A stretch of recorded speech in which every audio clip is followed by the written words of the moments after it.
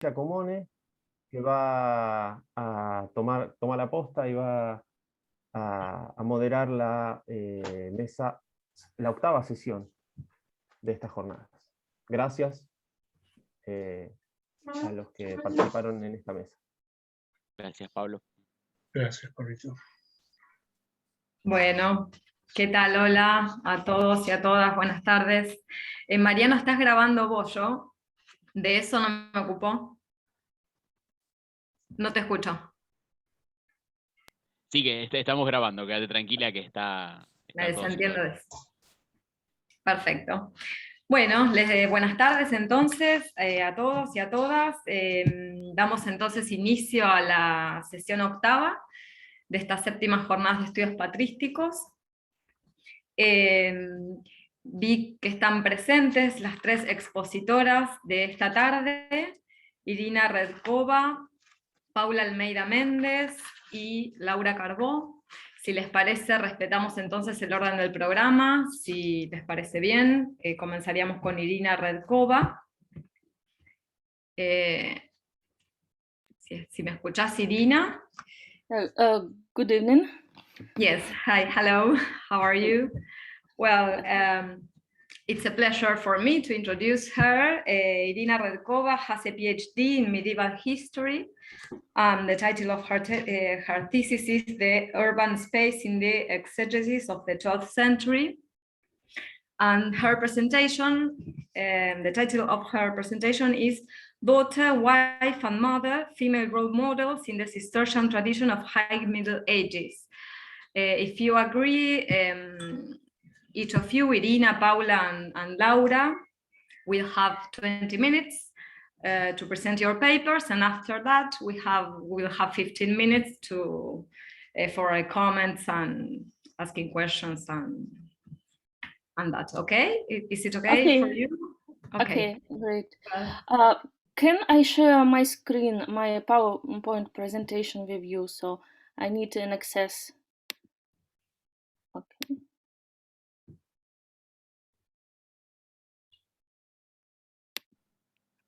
So You can do it, Irina. You can.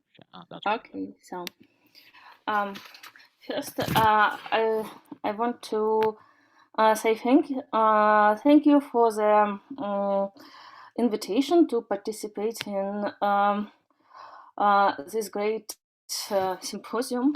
And to be honest, I was deeply impressed of how much of patristic studies you are doing in Spanish language. Unfortunately, I don't speak Spanish. I can speak Italian and French, but so I could get only 1/3 of what you have said, but I was deeply impressed, and I'm very delightful to be today with you and to share some of my studies I'm doing now in the field of Cistercian writings. The Cistercian order was established at the end of the 11th century and spread explosively during the first half of the 12th century throughout Europe. The 12th century was a unique time in the history of the medieval civilization of the Western Europe due to colossal transformation in culture, politics, economics, and society.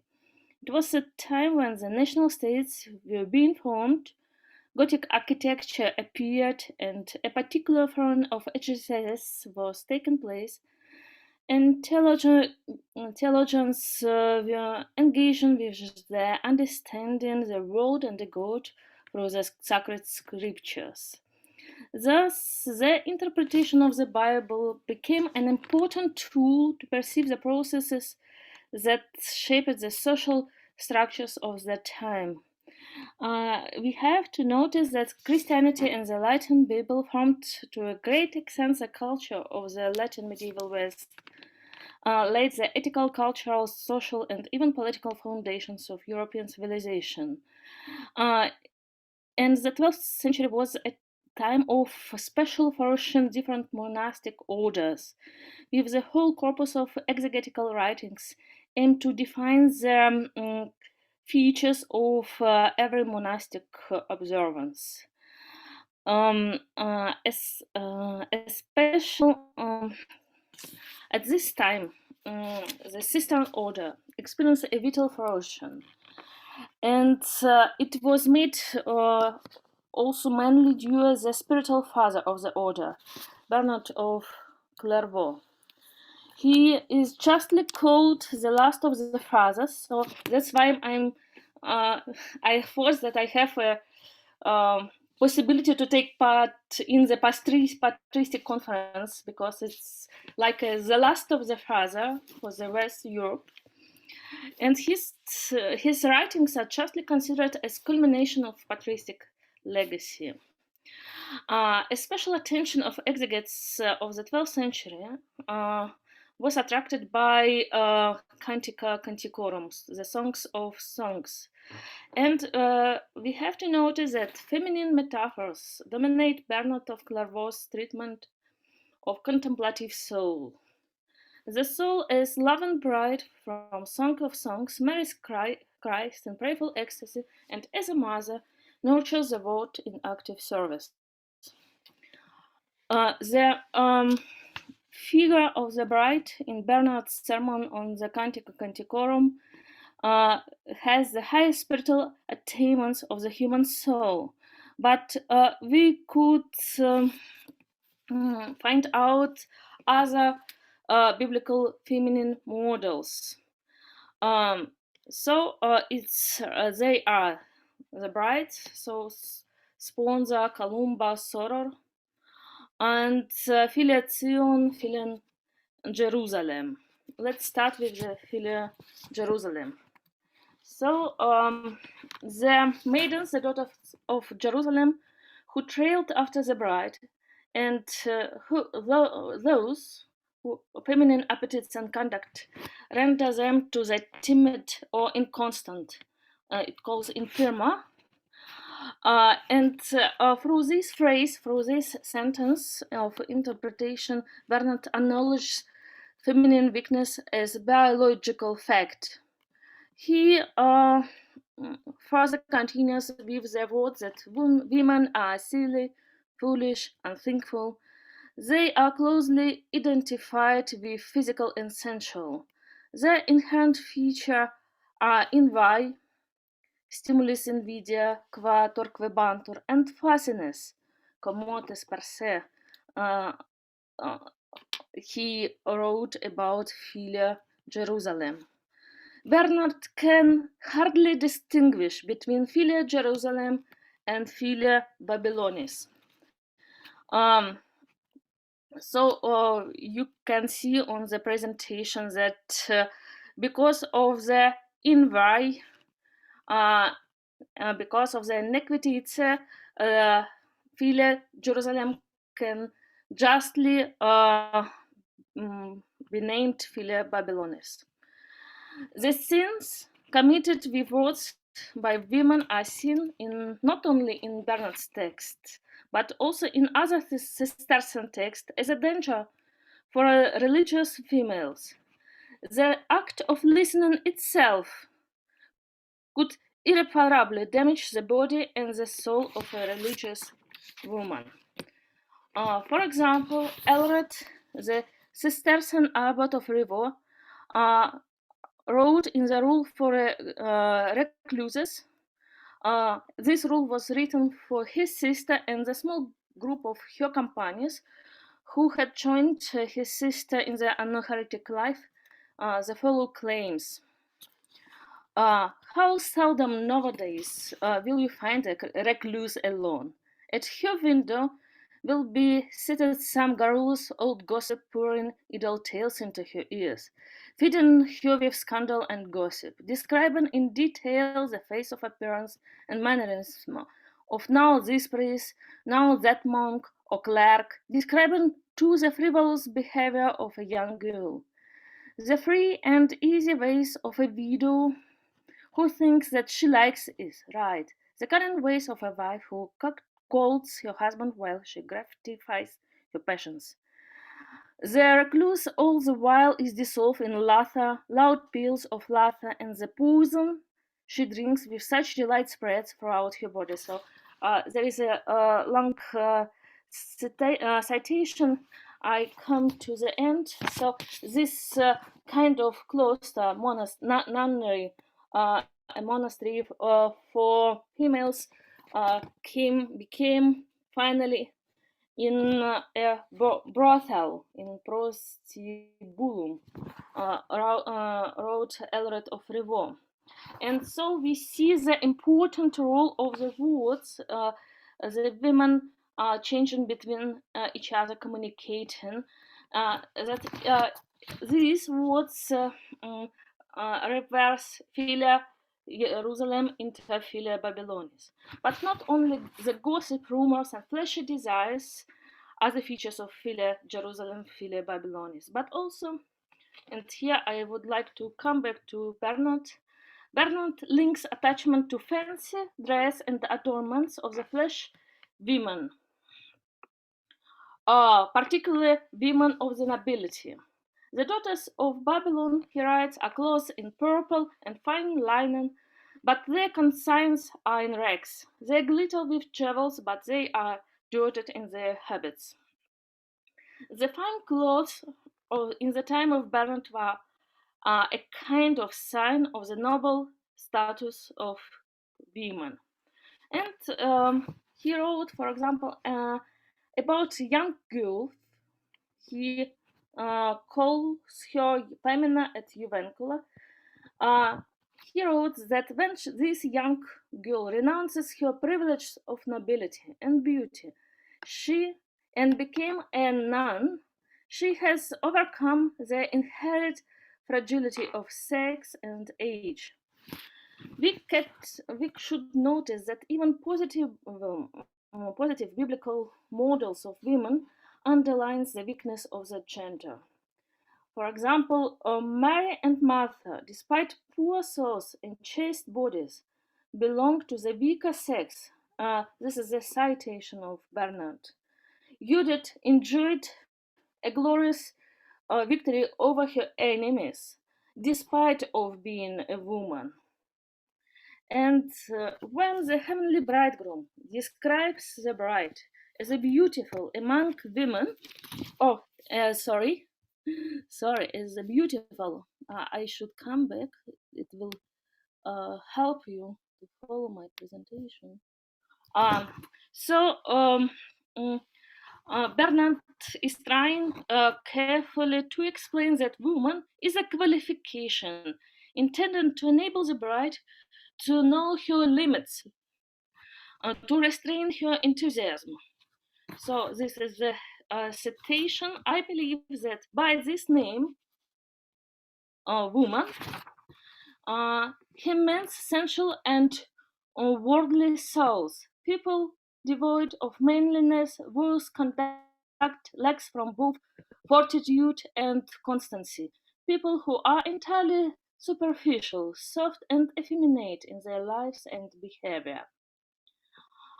Bernard sees two ways to deal with this inherent weakness. The first one is to overcome it. For example, he brings us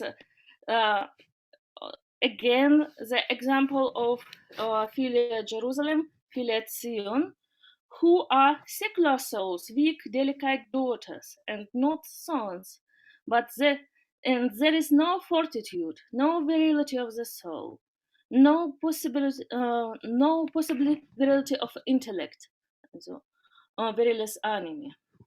And when these daughters of Zion are called to go forth, they go forth from the senses of the flesh to the understanding of the mind, intellect, mentis, from the servitude of carnal concupiscence to the freedom of spiritual knowledge. This is one of the ways. Even the bride, we know that she is one of the more beautiful than those maidens who are sensual, worldly, and devoid manliness. but only when she other common her servitude of carnal concupiscence, she finally is no longer merely beautiful among the women, but beautiful without qualification, innocent, sin, and humble before God. What is the method to overcome it? In the letter to the nun of Troyes, who asked Bernard for an advice to lead more decent life with strict observance of ascese, he recommended her to stay in the convent. The life in the monastery Bernard considers as the best way for seeking kingdom of God, and here we come to the second way how to perceive the weakness of women. It could be identified with the virtue of humility. The inherent weakness was assumed by God in incarnation. God became as one himself weak, born to one of the weaker sex. In this sentence, I think Bernard also points to the social subordination of the women. Christus came to the earth not only to a great and spiritual man, but to ordinary people and even to some women. This feminine weakness as a sign of humility and obedience could be linked with the life inside the monastery. And here we came to the last figure, figure of mother. This figure is nonetheless important to the theological considerations of Cistercians.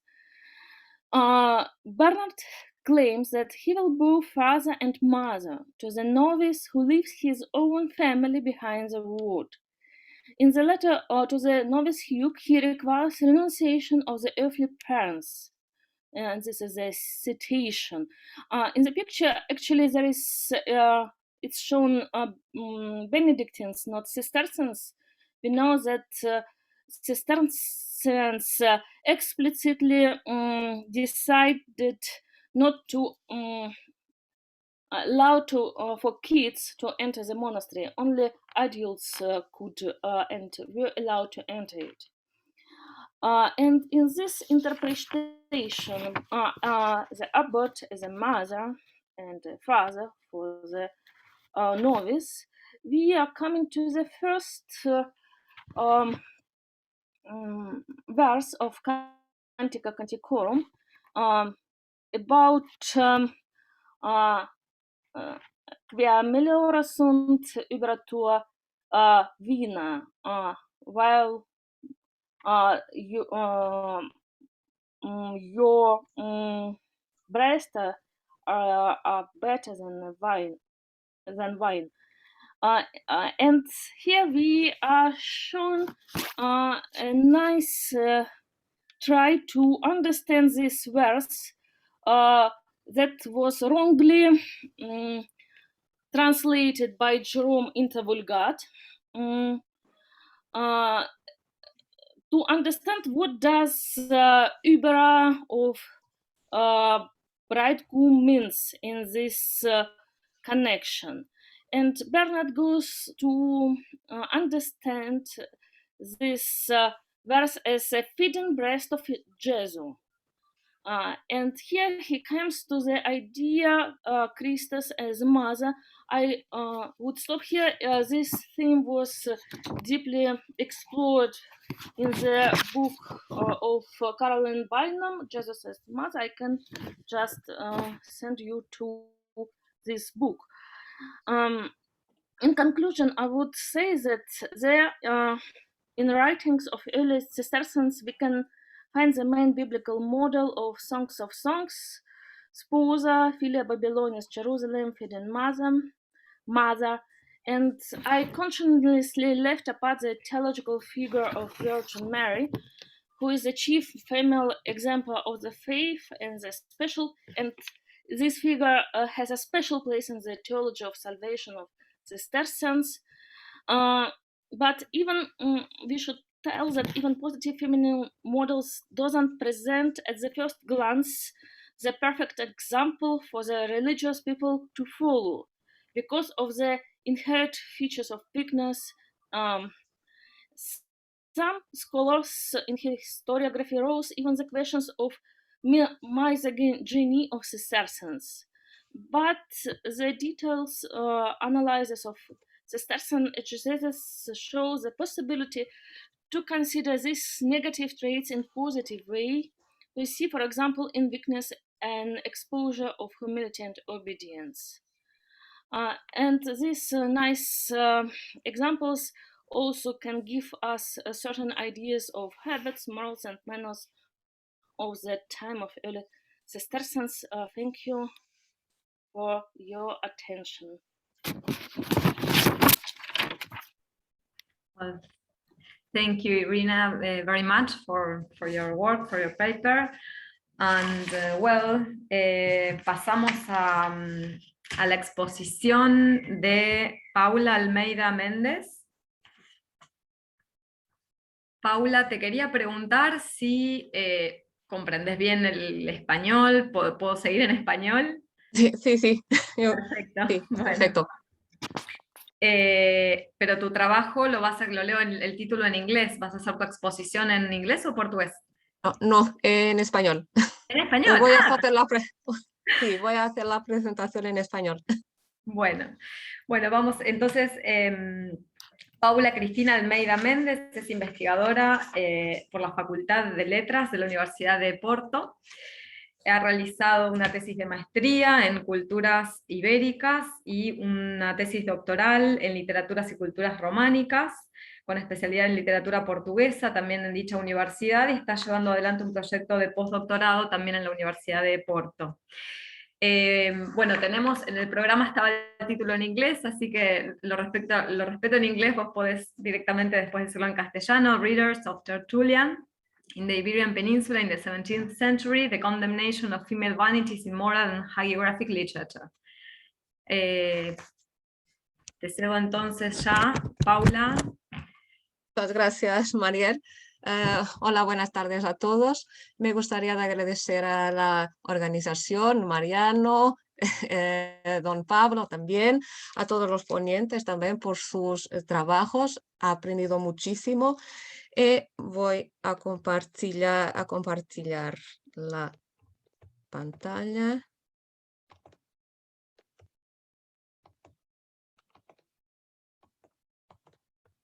¿Es visible por vosotros?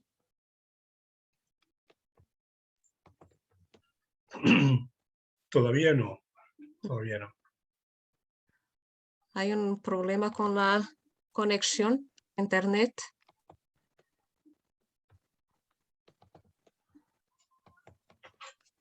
¿Querés probar dejar de compartir y volver a compartir? A ver si...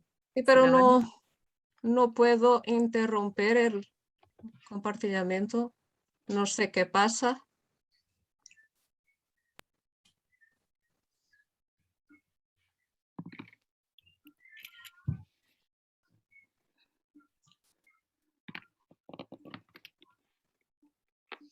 ¿Es visible ahora por vosotros? Ahora sí, Ahora Paula, sí. ahora sí. De acuerdo. Miremos. La figura femenina ha sido, desde la antigüedad, mirada en diversas dimensiones, biológica, religiosa, cultural, debido a que la mujer era considerada un ser diferente al hombre, no solo físicamente, sino también psicológicamente. En la tradición científica grecolatina, Aristóteles fue el autor que mayor influencia ejerció en la construcción de una concepción misógina de la mujer. La doctrina aristotélica sobre la inferioridad de la mujer conocería, de hecho, una gran difusión. Varios tratados de medicina medieval son un ejemplo de eso, así como otros textos de carácter religioso o de juristas que enfatizaron la inferioridad femenina tanto fisiológica como intelectual, espiritual y moral. Sin embargo, es importante destacar que incluso durante la antigüedad, autores como Plutarco defendieron una mirada diferente. En su tratado Mulierum Virtutes, incluido en los Moralia, defendió la pertinencia y la necesidad de exaltar ambos los géneros. En el marco conformado por la atención prestada al género femenino, teniendo en cuenta ciertas dimensiones relacionadas con pautas de comportamiento, el tratado de Tertuliano de Culto Feminarum ocupa un lugar destacado. El texto está dedicado y dirigido al género femenino, destacando aspectos como el vestuario, la cosmética y el comportamiento. El texto de Tertuliano muestra cómo, desde los inicios del cristianismo, existía una preocupación por la codificación de un modelo, una pauta de comportamiento que debían seguir las mujeres cristianas, ya que funcionaría como un aspecto que las distinguiría de aquellas que aún no se habían convertido a la nueva religión. En ese sentido, la redacción del texto se guió por propósitos que apuntaban el aumento de las costumbres entre el universo femenino en la ciudad de Cartago en el siglo III, especialmente en lo que respecta al lujo y a la vanidad, traducido en el uso de ostentosos peinados, maquillajes, tintes o perfumes para el cabello, técnicas practicadas por las mujeres romanas y que habían propiciado la promulgación de la ley Oppia en el año 195 a.C. Retomando el consejo en la crítica de San Pablo en la carta a los Efesios 5, 22-23, así como el Evangelio de Mateo y Jeremías también, Tertuliano concluye su tratado con esta advertencia, y se lo cito. Además, es bajo el signo del hierro y no del oro que siempre y especialmente hoy tiene lugar la existencia de cristianos. Se preparan las túnicas de los mártires, se espera a los ángeles portadores. Es hora de que andes con los perfumes y vestiduras de los profetas y apóstoles, recogiendo de la sencillez la blancura y la castidad y el rubor, pintando tus ojos con modestia y los labios con silencio, decorando tus oídos con la palabra de Dios, sosteniendo alrededor de tu cuello el yugo de Cristo. Inclina sumisamente la cabeza ante tu marido y estarás suficientemente embellecida.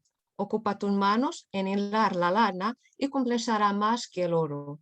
Vístete con la seda de la honradez, el lino de la santidad, la púrpura de la castidad. Así adornada tendrás a Dios por amado. La patrística prestó especial atención a varias dimensiones relacionadas con la mujer, haciendo hincapié en la necesidad de modelarlas según un paradigma que se fundamentara en concepciones clásicas, pero también bíblicas, especialmente los escritos de San Pablo. De esta manera, estos textos, así como otros de naturaleza similar, producidos al mismo tiempo, siempre rechazan los temas recurrentes sobre los peligros de la lujuria y varios otros tipos de desorden moral y social. Por otro lado, propone modelos basados en la virtud de la castidad. En efecto, desde los tiempos del cristianismo primitivo, la virtud de la castidad parece haber sido el elemento determinante en la percepción de la santidad femenina, excepto en el caso de algunos mártires casados o viudas. A partir del siglo III, algunos autores comenzaron a producir textos sobre el tema de la virginidad.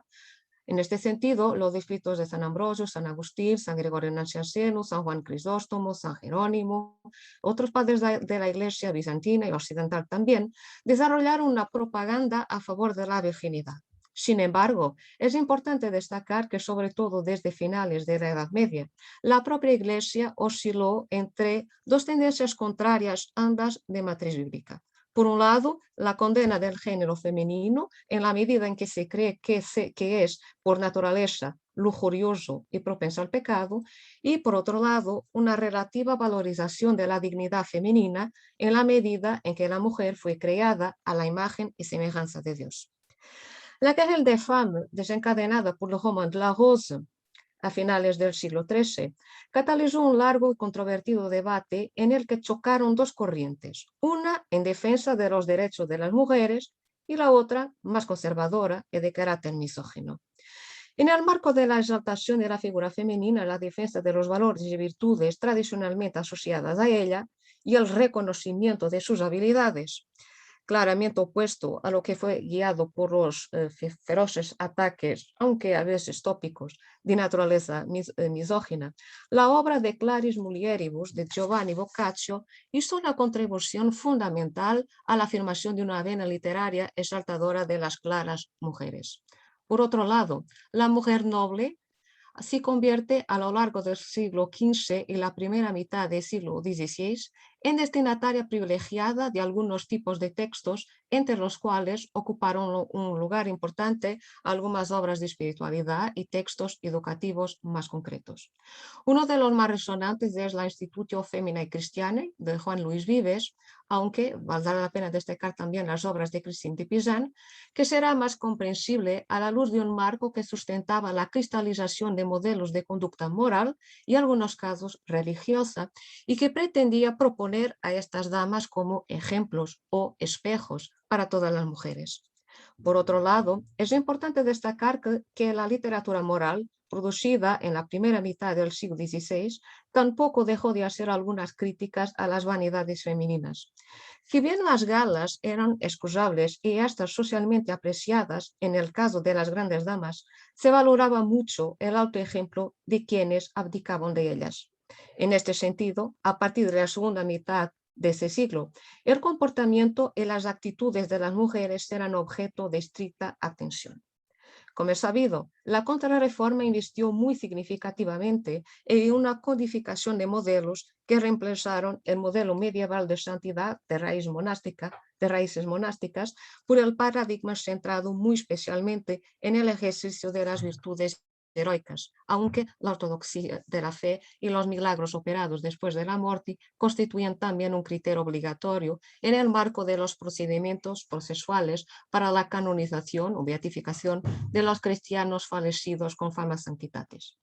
En este sentido, la ofensiva desarrollada durante el periodo después del Concilio de Trento, que tenía como objetivo orientar el comportamiento de los fieles en el marco de una estrategia de disciplina social, favoreció la proliferación de diversas obras que van desde la literatura moral hasta las vidas de santos y las vidas devotas, encaminadas a la cristalización, a la difusión de modelos de conducta ejemplares. Entre las virtudes tradicionalmente asociadas al género femenino, la castidad tiene un lugar por excelencia en línea con muchos tratados de los padres de la Iglesia. Y en este marco, las críticas a las vanidades no dejan también de ser escuchadas. Como ejemplo, recordemos la obra La perfecta casada de Fray Luis de León. De este modo, Fray Luis de León dedica el capítulo 11 de su obra a los vestidos, a los trajes femeninos, basando su argumento en la autoridad de la Sagrada Escritura y de los padres de la Iglesia. De esta forma, convoca como fuente la obra de culto femenino de Tertuliano. Y cito un pasaje. Y Tertuliano, varón doctísimo y vecino a los apóstoles, dice: vosotras tenéis obligación de agradar a solos vuestros maridos, tanto más los agradaréis a ellos, cuanto menos procuraréis parecer bien a otros. Estad seguras, ninguna a su marido le es fea. Cuando la escogió, se agradó, porque a sus costumbres o su figura se la hicieron agradable. No piense ninguna que así, que si se compone templadamente, la aborrecerá o desechará su marido, que todos los maridos apetecen lo casto. El marido cristiano no hace caso de la buena figura, porque se nos ceba de los que los gentiles se ceban. Lembremos también esta obra, el libro de la conversión de la Magdalena, del padre Pedro Malón de Chaide, dedicado a dona Beatriz Cerdani de Heredia, una monja del monasterio de Santa María de Casuas. El religioso agustino habla del origen de la aparición de las galas femeninas, remontándose a la época de Aralio, rey de los asirios, y el autor dice que el monarca comenzó a dar suelta y alargar la mano en los trajes y gales mujeriles, concediéndoles perlas y pompas y otras superfluidades. Es mucho de culpar este rey, dice Pedro Malón de Chaide. Retomando temas que también están presentes en el Tratado de Tertuliano, Pedro Malón de Chaide advierte el uso de galas y lujos, considerando los aspectos que reflejan la deshonestidad del comportamiento femenino. En efecto, la literatura de espiritualidad y la literatura moral, así como otros textos de carácter legislativo, como las constituciones sinodales, a lo largo del siglo XVII, tratarán en gran medida la dimensión relacionada con la apariencia femenina y la vanidad, y sobre todo cuestiones relacionadas con la indumentaria, la cosmética y el peinado.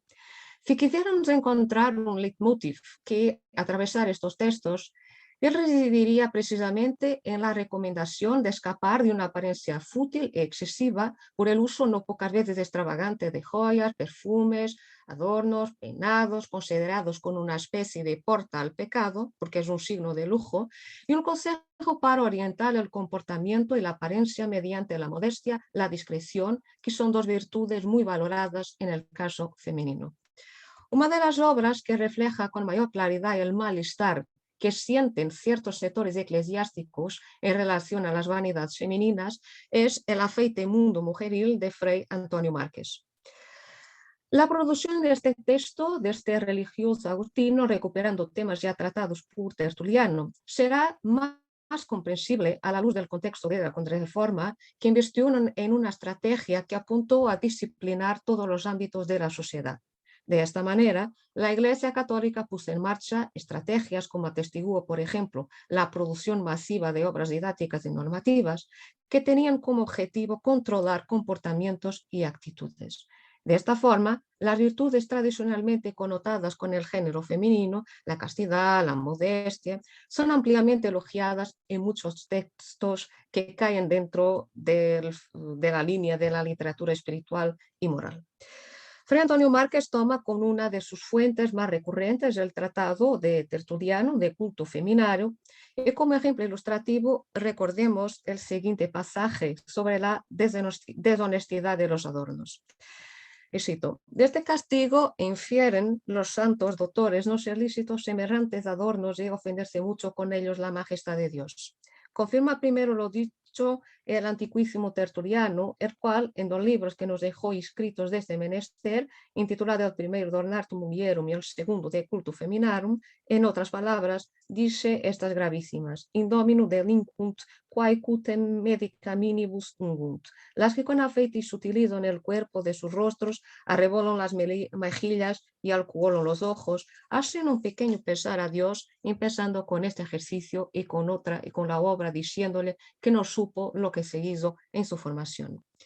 Fray Antonio Márquez también critica las técnicas de trabajo duro que utilizan las mujeres para tratar el cabello. Y cito: no tener ordinario la mujer es sencillo el fin en su aderezo, sino muy puesta en vanidad, puede ser sin dificultad colegir por el estudio que pueden enfurar sus cabellos con tantos y tan extraordinario género de tormentos que a tener uso de razón, si los sufrieron con paciencia, pudieron competir con los mayores mártires de la Iglesia.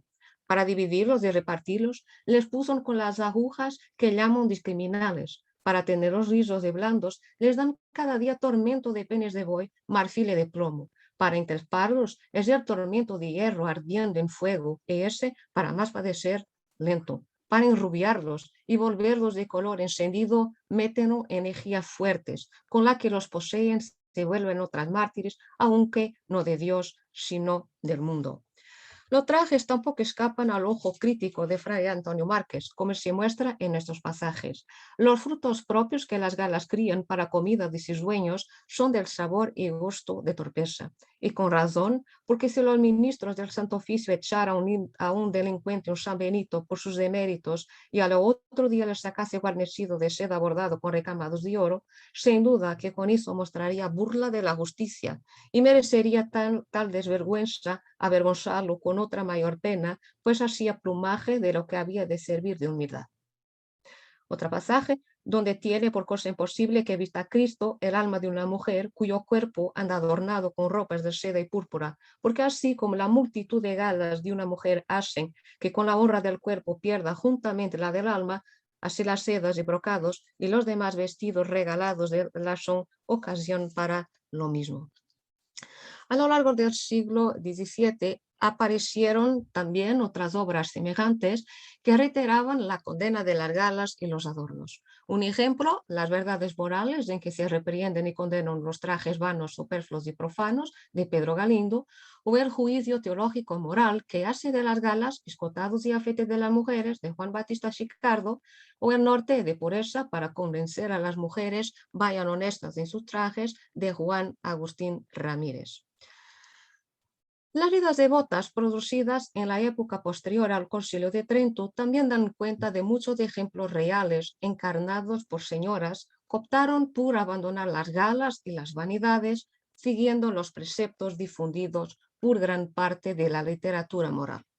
Cabe mencionar el caso de Dona Brites Catarina d'Abreu, que murió en 1687, cuya vida, escrita por su tío, Fernando da Cruz, editada con el título Tesouro Escondido, Dona Brites Catarina d'Abreu, seus colóquios amorosos con Deus, resalta las cualidades y virtudes espirituales de esta dama, o, para usar la terminología del biógrafo, su vida santa y su santa muerte.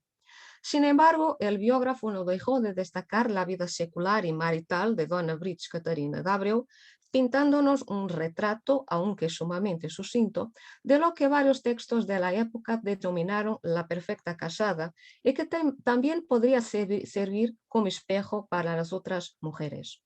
Así, el autor nos cuenta que Doña Brites era muy alegre, muy engrasada, muy afable y vestía de ordinario un hábito de la Tercera Orden de San Francisco. Y su esposo, Bernardo Sánchez Pereira, le hacía feliz de consentir porque él la amaba mucho y como un caballero lo entendía y conocía las virtudes de la mujer y mucho la respetaba. Consideremos también el caso de la venerable Margarida Chaves, que falleció en 1575, que fue una figura importante en la ciudad de Ponta Delgada, en Azores. Después de enviudar a los 26 años, fue dirigida espiritualmente por el padre Fray Brás Suárez, de la Orden de Sant Agustín, y rápidamente fue reconocida y venerada con una santa viva. Sus virtudes ascéticas, la frecuente práctica de la limosna y su creciente fama de santidad fueron la base para la elaboración en 1581 de un proceso de beatificación que fue uno de los más sostenidos, pero que, como tantos otros, no prosiguió.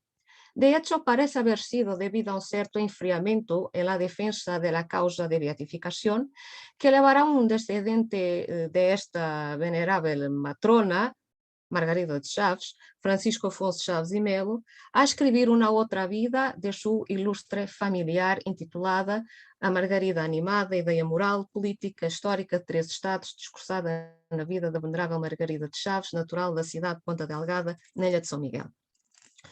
El biógrafo nos cuenta que Margarida de Chaves se aburrió cuando soltó la ostentación de las galas, pero como no se apartó ni un átomo de la voluntad de su marido, se cambió de vestido vistiéndose de preciosas sedas. Y estos platos de vanidad no le sirvieron para evitar que emplease todos sus cuidados en el amor de Dios, pero entre estos platos de vanidad y las visitas de familiares y amigos no se oía ni una palabra superflua. Sin embargo, poco después de su viudez, repartió a los pobres todos sus vestidos, se vistió con un traje muy simple hecho de burel y, como dice el biógrafo, esta Margarida animada cortó también el pelo y se vestía con una camisa muy simple y muy pobre de burel. Llegado de este punto, nos parece pertinente hacer algunas reflexiones. La doctrina aristotélica sobre la inferioridad física, intelectual, espiritual y moral de la mujer encontraría una acogida significativa, atestiguada por varios textos que cristalizaron y difundieron una imagen de la figura femenina como ser asociada a la debilidad y propensión al pecado. La vanidad, traducida en el gusto por el lujo, la gala, los peinados y la cosmética, es uno de los aspectos negativos asociados a la mujer, en contraste con virtudes tan elogiadas como la modestia y la castidad. El Tratado de Culto Feminarum de Tertuliano, que muestra la crítica feroz de las galas y de los adornos de mujeres, tendría un papel pionero y ejercería una influencia significativa en las líneas directrices de obras de naturaleza similar. En el texto de Tertuliano, al igual que otros semejantes, y basta recordar la importancia de San Jerónimo, de San Agustín, siempre rechaza los temas recurrentes sobre los peligros de la lujuria, proponiendo modelos basados en la virtud de la castidad. La influencia doctrinal de San Jerónimo, especialmente a través de sus epístolas traducidas al castellano y reeditadas en la primera mitad del siglo XVI, especialmente las dirigidas a las matronas romanas, junto con otros textos de los padres de la Iglesia, especialmente San Agustín, en relación al ideal femenino anclado en la virginidad, es claramente comprobable en muchos textos de la época. Si bien la condena de las vanidades se configura con un tema recurrente en los textos medievales, la época, pues el Concilio de Trento y la estrategia disciplinadora puesta en marcha por la Contrarreforma asentarían las críticas y administraciones e insistirían en los consejos y recomendaciones. Así lo demuestran algunos de los textos evocados en los que la condena a las vanidades femeninas se configura como condición fundamental para la construcción de un modelo de comportamiento de matriz devota y como lo muestran los casos de Margarida de Chaves y Brigitte Catarina de Abreu. Muchas gracias por vuestra atención y perdón ayer malo castellano. No, no, perfecto, perfecto. Muchísimas gracias, Paula. Muchas gracias. Se entendió todo perfecto. Bueno, pasamos ahora al tercer trabajo de Laura Carbó. A ver si la veo acá en el Zoom a Laura. Ahí está, ahí te encontré. Buenas tardes, Laura. Laura Carbó es doctora en Historia por la Universidad de El Salvador, con la tesis Los recursos de la negociación medieval. Es profesora y licenciada egresada de la Universidad Nacional del Sur de Bahía Blanca y es profesora en las cátedras de Historia Medieval e Historia de España también en dicha universidad. Participa de distintos grupos de investigación.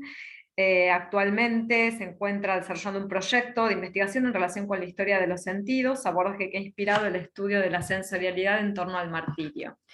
Y esta tarde va a presentar este trabajo titulado Las madres aprendan del ejemplo de una buena madre, la madre de Melitón en el suplicio de los 40 mártires de Sebaste. Te escuchamos. Hola, Laura. buenas tardes a todos. Me van a ir diciendo si ven la pantalla que he Se ve compartido. perfecto. Sí. Muy bien. Bueno, yo quiero agradecer fundamentalmente a la fiel audiencia que han tenido a lo largo de todo este congreso. Es impresionante, ese rating de más o menos 30 personas permanentes, así que un saludo a todos los que están escuchando, por supuesto las gracias a los organizadores, ¿no? Bueno, hoy les traigo una historia mínima, un relato casi insignificante dentro del universo de las hagiografías de estos primeros siglos medievales. Pero no por pequeño deja de ser, ustedes van a ver una serie de ecos de muchas de las ponencias que hemos escuchado en estas jornadas exquisitas, ¿no? El relato del martirio de los 40 mártires de Sebaste, que pudo haber sido escrito entre finales del siglo IV, o algunos estudiosos alargan esta fecha hasta el siglo VI, cuenta el suplicio de un grupo de soldados cristianos que se negaba a ofrecer las honras debidas al emperador. En 320, estos soldados fueron condenados a morir en un lago en las cercanías de Sebaste, en la antigua provincia romana de Armenia. El relato incluye los milagros y las visiones que se suceden durante la agonía y los acontecimientos maravillosos que se producen luego del deceso de los mártires. En esta narración, Melitón, el más joven de los condenados, estaba aún con vida luego de haber pasado la noche en el lago congelado. Lo dejan en la orilla, con la expectativa de que se retracte, según fuentes posteriores, mientras los cuerpos del resto de los soldados eran depositados en carros y llevados al túmulo para ser incinerados. La madre del moribundo, que era testigo del martirio, lo carga en sus espaldas y sigue a los tétricos carros. El muchacho muere y ella lo arroja al montículo de cuerpos, que fue encendido inmediatamente para quemar los restos y que no se convirtieran en reliquias a futuro. ¿Cuáles son las fuentes que he utilizado para este trabajo? Primero, ya he nombrado a la Pasio de los 40 mártires, que no se sabe si es anterior a las homilías o es una reedición posterior. Voy a utilizar la homilía de San Basilio, referida a los 40 mártires. Incluyo la fecha de muerte de San Basilio, que es 379, porque las dos homilías de su hermano, San Gregorio de Niza, se redactaron un año después del fallecimiento en conmemoración de ese aniversario de la muerte de Basilio. Y luego voy a incluir en este PowerPoint unas imágenes, y aquí entro en un terreno un tanto anegadizo, porque yo estoy en un proyecto personal de catalogar las imágenes referidas a la iconografía de los 40 mártires, y ya cuento con aproximadamente 50, con datos fidedignos de lugar y datación, ¿verdad? Pero las imágenes que encuentro con en las que se puede observar a la madre de Melitón son muy escasas. En el trabajo escrito he incluido solo 3, que tengo los datos completos, pero aquí en el PowerPoint he adjuntado algunas más, simplemente para ilustrar la ponencia, pero carezco de los datos de autor, o fecha, o lugar de origen. Estoy en la búsqueda, pero como ustedes saben, a veces encontrar los datos concretos es una tarea complicada. ¿Cuál es la hipótesis de este trabajo? La madre acepta el sacrificio de su hijo, y los padres de la Iglesia afirman que fue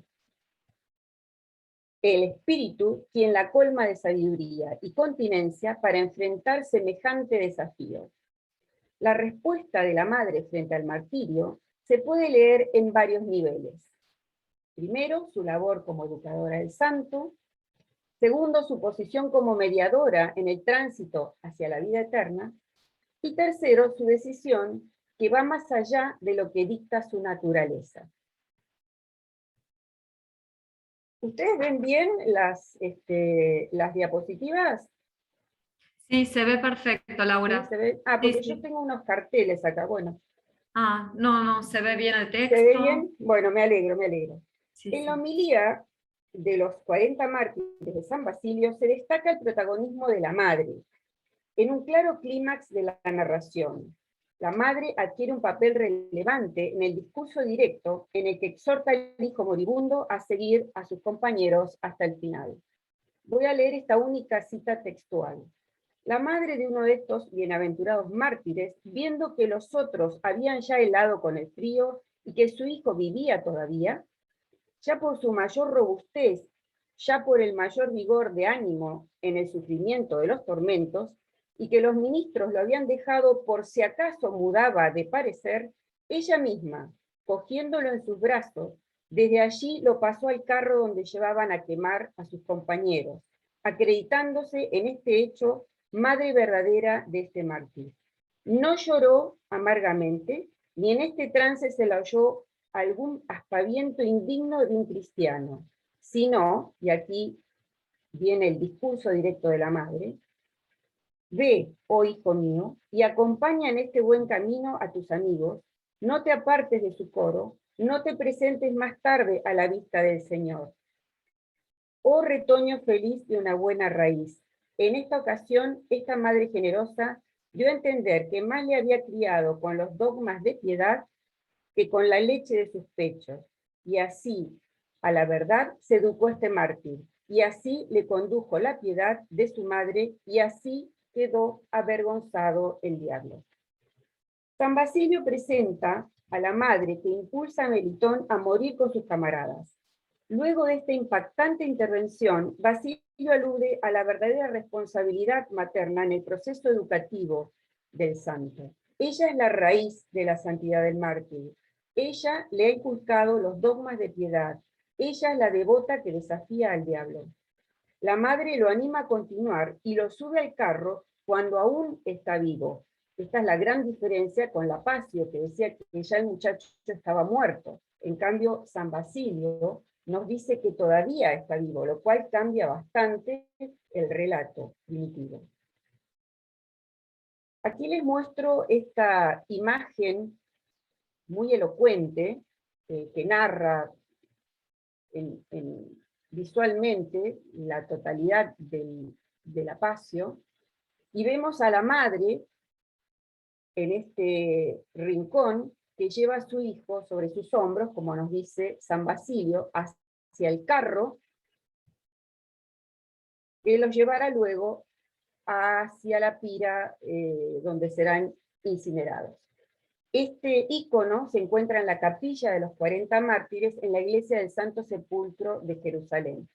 Es una tabla es una pintura sobre tabla que sería esta parte del altar. Como vemos, es un diagrama absolutamente ascendente, donde la madre ocupa un lugar de intermediaria prácticamente entre los santos y el Cristo en su gloria. La hipótesis de esta ponencia se alimenta de esta impronta en las palabras de San Basilio. La madre, al igual que María, al igual que la madre de los macabeos, es la que al aceptar el sacrificio de su hijo, el espíritu la colma de sabiduría y continencia para enfrentar semejante desafío. Su aceptación está en función de la salvación eterna, y con esta decisión reconoce al mismo tiempo que su función ante la comunidad está por encima de cualquier interés particular. La madre es la que acompaña al santo en su tránsito hacia la vida eterna, como María al pie de la cruz, el arquetipo que se yergue como el más acabado modelo de comportamiento. La relación entre los dichos de Basilio y el martirio de los macabeos es evidente. El martirio de la madre de los macabeos y sus 7 hijos se convirtió en un tópico recurrente para los autores cristianos. Por ejemplo, la utilización que realiza Eusebio del motivo de los macabeos en el principio del siglo IV es una continuación de su predecesor Orígenes, un siglo antes. Eusebio observó en este ejemplo la validez de los lazos familiares y su potencial educativo. El martirio cristiano retoma 2 aspectos importantes de Macabeo. En principio, el deber de morir antes que cometer un acto de idolatría, y el segundo, la educación teológica que los mártires reciben de sus padres. En Macabeos era el padre el que les leía y les cantaba las escrituras. La madre los acompaña en el martirio. Los padres de la iglesia observaron una impronta familiar en los santos. Su fe devenía de la convicción de su familia, en especial de la fuerza y la entrega de la madre. Tempranamente se detectó la trascendencia que podía tener este modelo, el potencial educativo para los nuevos cristianos. En esta misma línea, San Gregorio, por su parte, ¿no es cierto?, afirma en su homilía que al hablar de la madre se la debe considerar como la fuente de la sabiduría del mártir, la que renuncia a lo que es más valioso en su vida en pos de la obediencia a la voluntad divina. Ella no se deja intimidar por la situación, se convierte en la inspiración del grupo sufriente, por su influjo permanecen fuertes en la virtud, sin sucumbir al orgullo. En la madre de Melitón, todos los demás condenados reconocen a su propia madre, los consuela en el suplicio, y es la que representa un colectivo que está ausente. Como en Macabeos, parecería que la madre está en representación de alguien más. La madre judía es un símbolo muy especial en toda la trama. Representa a la nación de Israel, a la sabiduría de Dios. Es la matriz que provee y asegura el tránsito de los hijos. Podríamos conjeturar que en ambos relatos estamos frente a mujeres anónimas que podrían estar representando a toda una comunidad. En la homilía de Gregorio, ella es una mujer que tiene voz propia. La vemos aquí con el gesto de la mano alzada, en señal de proclama, ¿verdad? Manifiesta en palabras un razonamiento formal. Su pensamiento está en sintonía con las enseñanzas evangélicas. No es la mártir protagonista como en tantos relatos hagiográficos, pero sí es una víctima. Ser víctima no significa estar silenciada. Como en el caso de muchas mártires cristianas, las palabras en discurso directo de la madre se emiten por influjo divino. Sus palabras son las de Dios, nos dice San Gregorio. Su profesión de fe revela las verdades divinas al auditorio, pero su voz no se dirige a los verdugos, ni al diablo, ni a los testigos, o a posibles interlocutores posteriores. La madre insta directamente a Melitón a seguir a sus compañeros sin dilación. Según Gregorio, habiendo recibido una fuerza más allá de su propia naturaleza, es decir, habiendo sido fortificada por el Espíritu, ella deja ir lo que es más valioso, la vida de su hijo, y se enfrenta a una encrucijada espantosa, con alegre continencia, y avanza hacia un desenlace inexorable. Acá la vemos con una mano reteniendo a su hijo Melitón, y con la otra sosteniendo su parlamento. Este episodio que expone Gregorio constituye una mediación de la madre en momentos cruciales, un gesto desesperado. Con esta acción desgarradora pretende influir con su autoridad sobre el hijo ensimismado en la lucha por sostener su fe. Esta mezcla de imagen visual poderosa sumado al discurso directo de la mujer nos dan la pauta del impacto que podría ocasionar este relato en la comunidad de fieles. La imagen es potente, las palabras sabias y valientes, en la piel de una mujer sin verdadero poder, sin autoridad, sin derecho a expresión alguna en un universo castrense donde se desarrolla la condena. La proclama de la madre no parece ser un acto de resistencia contra la hegemonía política y judicial de las autoridades provinciales. Más bien debería considerarse un recurso retórico de los hagiógrafos de alto impacto en la audiencia. Lo que deberíamos evaluar es si la madre de Melitón ejerce un tipo de poder, ya que, y aquí estoy citando a Carmina García Herrero, que es una historiadora, una medievalista española, al referirse a madres aragonesas, pero yo lo aplico perfectamente a esta situación, ella dice, quienes influyen, mientras gozan de influencia, ejercen un poder, puesto que tienen la capacidad de dictar normas y de castigar. Cierro cita. La madre, sin dominio real sobre el hijo adulto, sin un poder jerárquico que sustente sus acciones en una estructura patriarcal y militarizada, realiza un gesto desesperado para canalizar la voluntad divina. Ella debe intervenir, debe mediar, influir, convertirse en puente. Gregorio se pregunta, siempre volvemos a esta diferencia entre ambos hermanos, ¿no es cierto? Basilio, un obispo, un hombre de gestión, mientras que Gregorio siempre más atento a las emociones humanas. Gregorio se pregunta si una madre puede soportar algo así, si su tendencia natural no sería correr a arropar al hijo sufriente y brindarle refugio en la adversidad.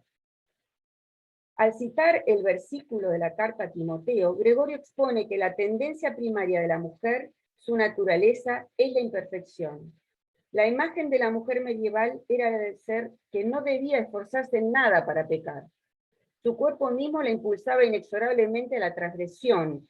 No eran consideradas un sujeto pecador, sino un modo de pecar, ofrecido al hombre para su perdición. Según San Pablo, Dios ha obrado en la naturaleza de la mujer y la ha bendecido doblemente, con una descendencia y con la libertad de elegir la virtud y la modestia. Así Gregorio se aviene a la exhortación paulina de la carta a Timoteo.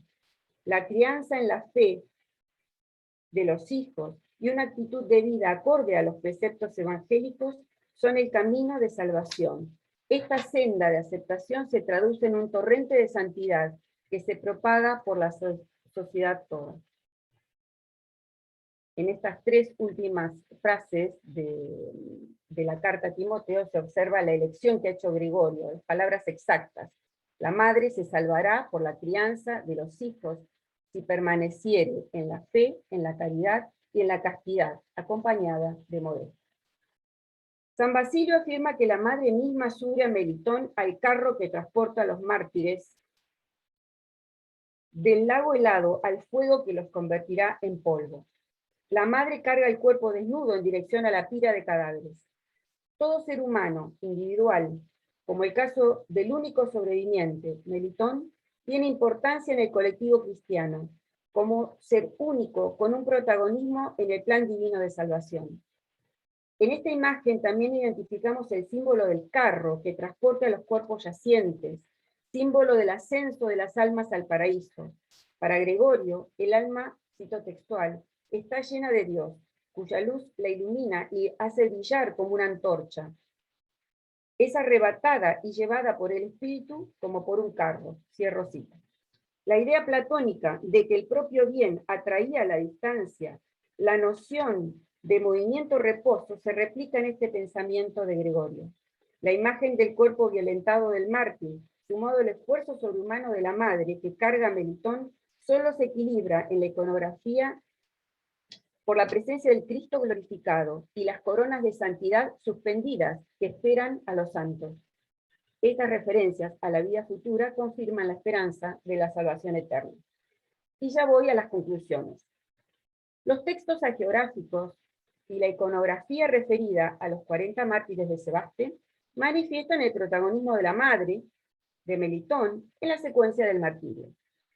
Al aceptar el sacrificio de su hijo, Dios transforma la naturaleza pecadora de la mujer y la colma de conocimiento para comprender más allá de sus posibilidades.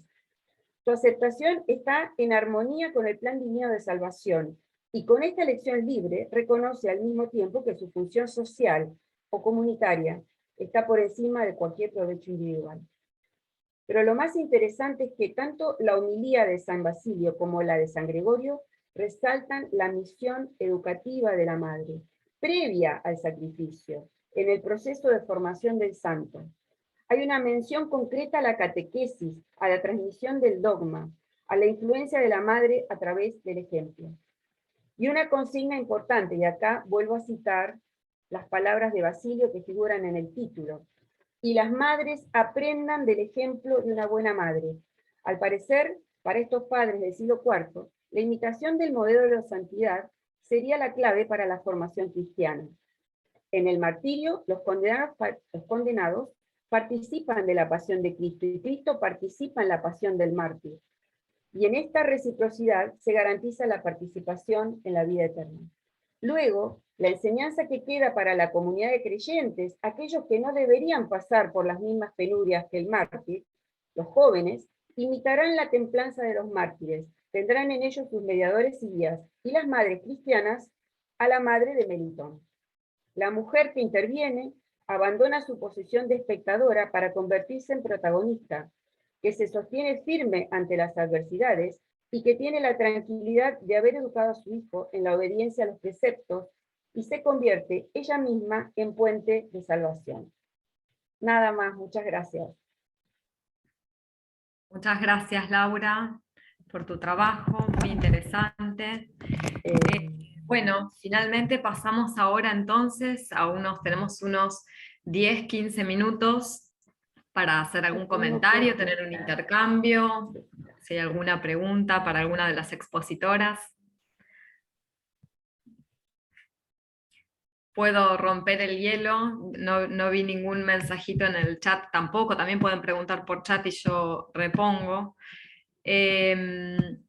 Una pregunta para Paula. Me encantó, Paula, tu trabajo, muy interesante. Yo trabajo algunos temas de Tertuliano, nunca en estos aspectos, no me he adentrado en este tratado, en el de Cultus Feminarum, sino más bien a temas de antropología y la metafísica del hombre, así que la verdad es que me pareció muy, muy interesante recuperar ese texto de Tertuliano y esta recepción que has trabajado con tanto detalle en estas literaturas morales y espirituales de los siglos XVI y XVII. Mencionabas, Paula, estas concepciones aristotélicas sobre el estatus físico y el estatus intelectual de las mujeres, y me preguntaba si aparecía alguna referencia explícita en estas fuentes que has trabajado de los siglos XVI y XVII, especialmente a la concepción de Aristóteles, o, si no es el caso, si se discutía, aparecía en discusión alguna dimensión nociológica o antropológica relacionada o vinculada con estas cuestiones morales de la conducta y demás. Y en segundo lugar, si vos encontrás alguna relación entre este disciplinamiento moral sobre los cuerpos, ¿no? Y cierto disciplinamiento intelectual, una pregunta más general. Muchas gracias, Mariel, por tus cuestiones. En estos textos no hay referencias explícitas a Aristóteles. Las hay en textos medievales, sobre todo medievales, pero en los textos del siglo XVI, XVII no. No, en los textos que he estudiado no las he encontrado. Pero hay referencias a Aristóteles de la metafísica, pero a la historia de los animales, en que él critica a la mujer, con la hembra es un macho mutilado, no hay referencias. Hay referencias a otros autores como Jenofonte, en lo que respecta a la gestión doméstica, un autor de la antigüedad clásica también, pero en Aristóteles la historia de los animales no he encontrado.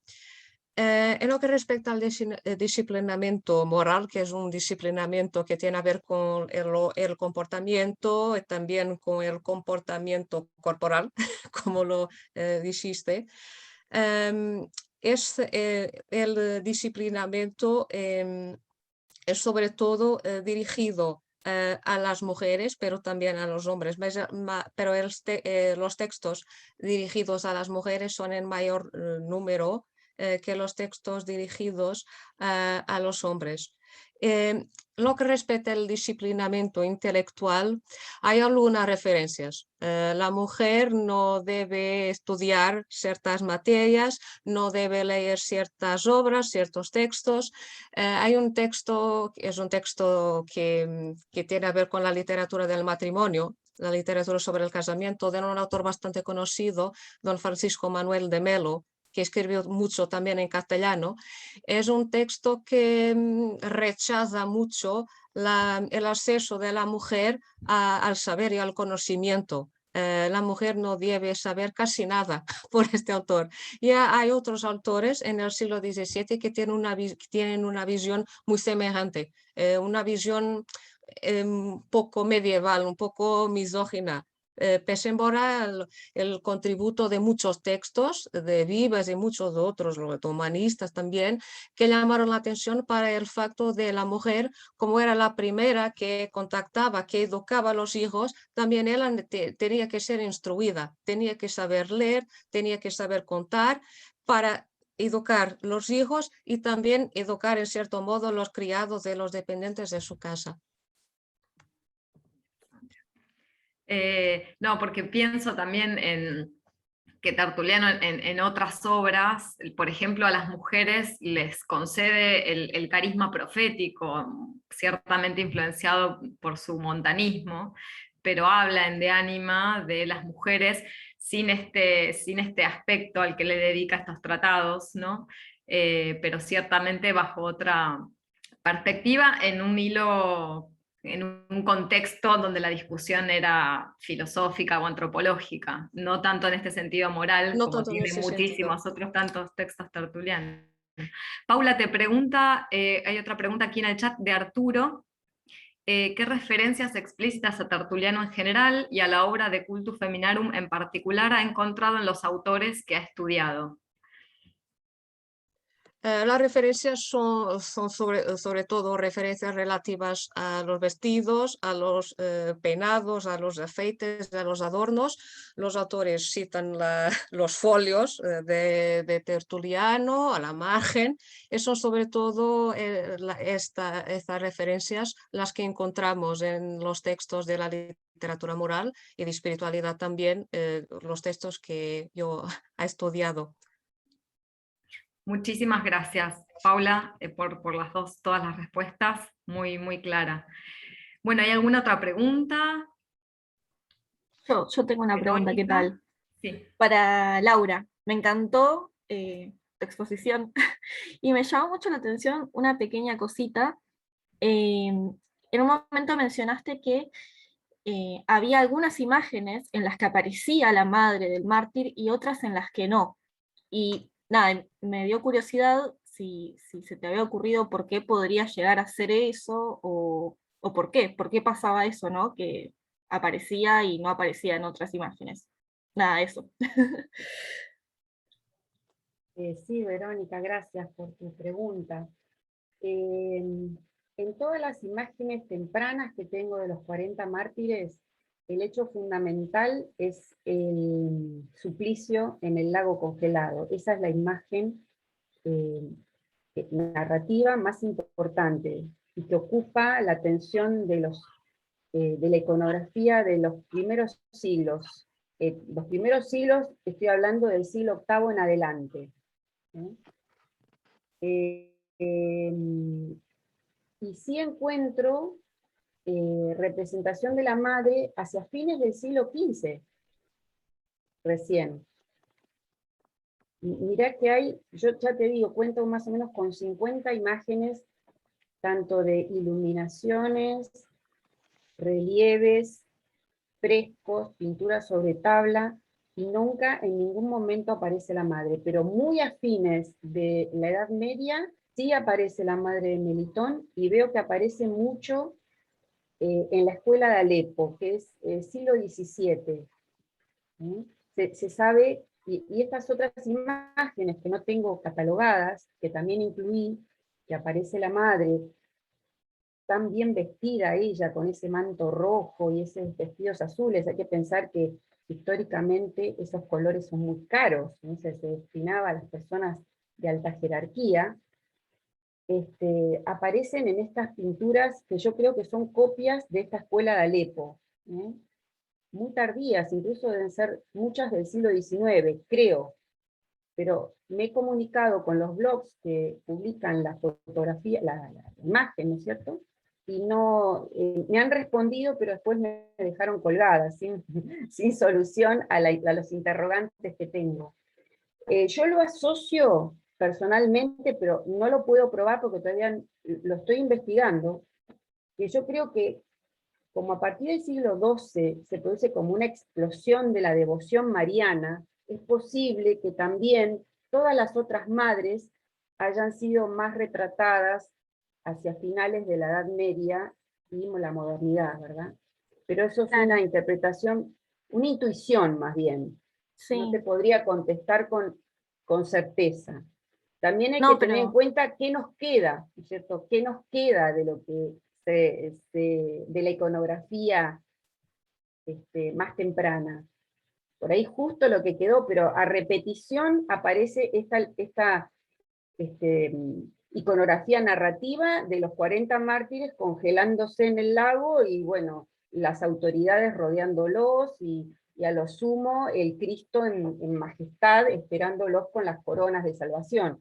Pero la imagen de la madre es muy tardía. No sé si vos tenés algo por ahí algo se te ocurre, algo mejor. Me encantaría saberlo.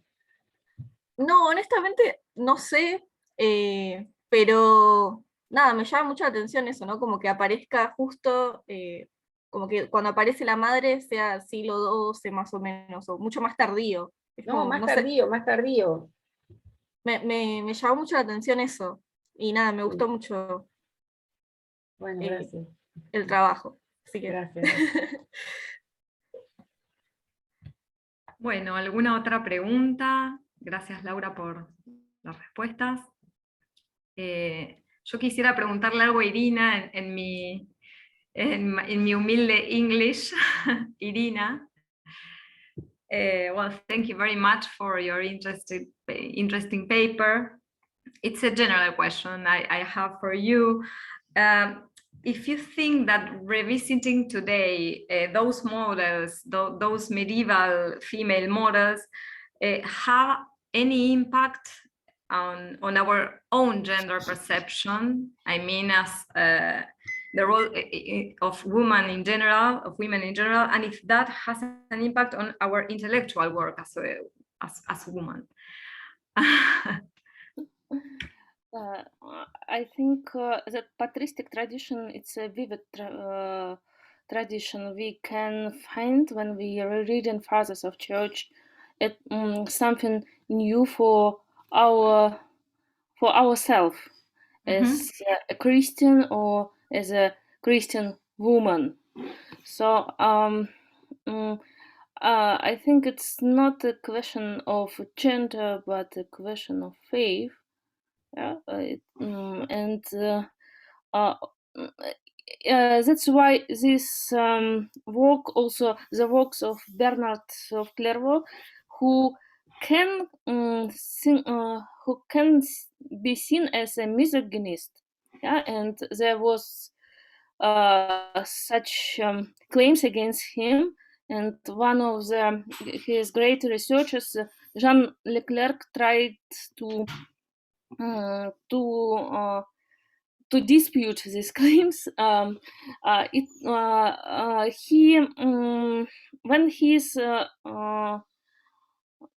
writing about the soul, the bride is the soul, it's not about woman. It's not just about woman or a man. It's about a human soul who is striving and seeking for God, and it's easier also to refute the claims about against misogyny when you read the letters of Bernard.